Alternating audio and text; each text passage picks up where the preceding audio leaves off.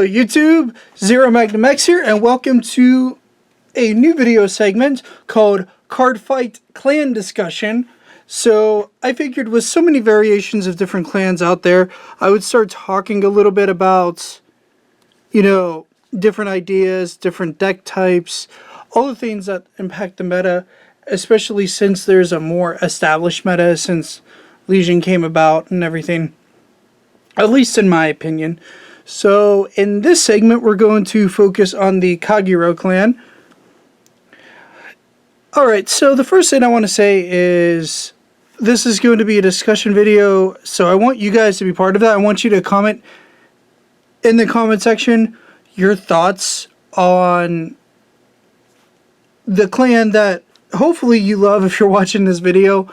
What you think is better, what you think your favorite version of it is, and everything else. I'm going to start here by discussing different elements that I enjoy of Kagero, and hopefully everyone out there likes it. Alright, so for the longest while I was playing Paladin clans, I was playing Narukami clans and everything else, and I really wasn't playing to my strength. And then somebody said they could actually see me using dragons, so I was like, well, wow, that's a surprise, because I've been using all these Royal Paladin different type decks. I've been using Gold Paladins. I've tried my hand at Narukami, but I never got tournament results. And then came a point whenever I picked up Perdition and I made that deck, and the record was either 3-1 or 4-0 with the deck, and I was very surprised that it was such a powerful deck overall. It's very strong. I love the deck. Oftentimes I found myself riding Draconic Overlord the Great and using him to cycle through triggers, and that felt pretty good. So that being said, and again, this is first experience with the other deck. I put together the cross because I got 3 cross and I was able to proxy the 4th, and I have my dotes and everything, and I proxied up this guy. And the 2 decks play very differently, I think. Even though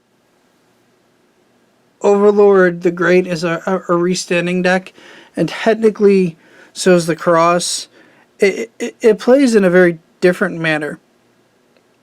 And I found that interesting, that because it's the same clan, you think that they'd all play in a similar manner.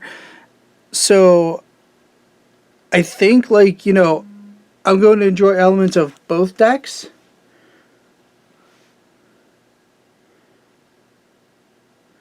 Because in having both, it allows me to adapt and become a better player.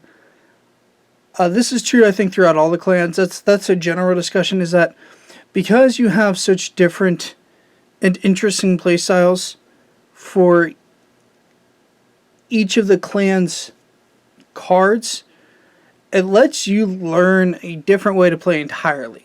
And for me, that really attracts me to Vanguard. I don't know about everybody else out there. I don't know if they like the same exact type of playstyle, or if they like, the differences in playstyle within their clans. I find it really appealing for Kagero, because I remember back in the day, before Overlord the End and all that, we had, Alexander Dragon and all these funny things, and Vortex Dragon. And it was a very different kind of playstyle. It worked on retiring and Mega Blast and weird things, and then like a superior ride for, I can't remember the card's name at this time, but it was in set 2. It's interesting that it had superior ride, and then it moved away from that to really focusing on retiring, with the Vanguard either retiring a couple of units and gaining a pretty strong ability or multiple attacks. And Kagero's always been kind of split into the two, and the cross in the end, Legion, it kind of takes elements of both, and I find that really appealing. It's going to take me some time to master the deck. But then we also have weird, unique and neat cards like Dragonic Lawkeeper, and then we have Dauntless Reverse and a bunch of other things. And it's really cool to see all the different ways to play. I think out of my favorites is that's why I'm showcasing these, is I love Perditions, and I think with enough time and learning the deck itself and learning how to play the cross, I'm going to end up loving that deck too. I love tanky control decks or tempo decks, and it seems like Kagero played a little bit of both, which is neat.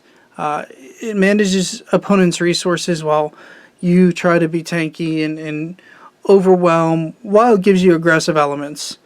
So my take on Kagero is that they are a fantastic clan if you like to be in the driver's seat. I don't think it's a clan that does very well when it gets behind. It seems to suffer if the opponent has built a bunch of momentum. It has great difficulty when the opponent also has a big hand size too. So limiting the opponent's field is a great way to help mitigate that.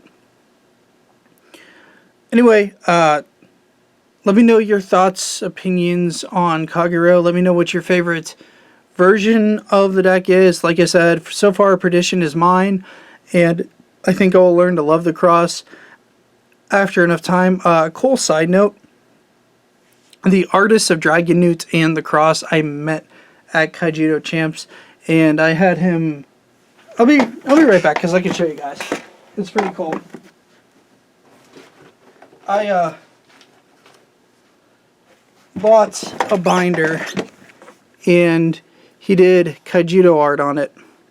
So that was done by Daisuke's hands. There's his signature and everything, which is pretty awesome. He had a big role in Duel Masters and Kagero. It's one of the cards he did. And he does the same artwork for the cross and for Dragon Newt. Sadly, he couldn't do any Vanguard art for me when I was there because of Bushiroad restrictions and everything. But it was really cool. I just want to make note of that.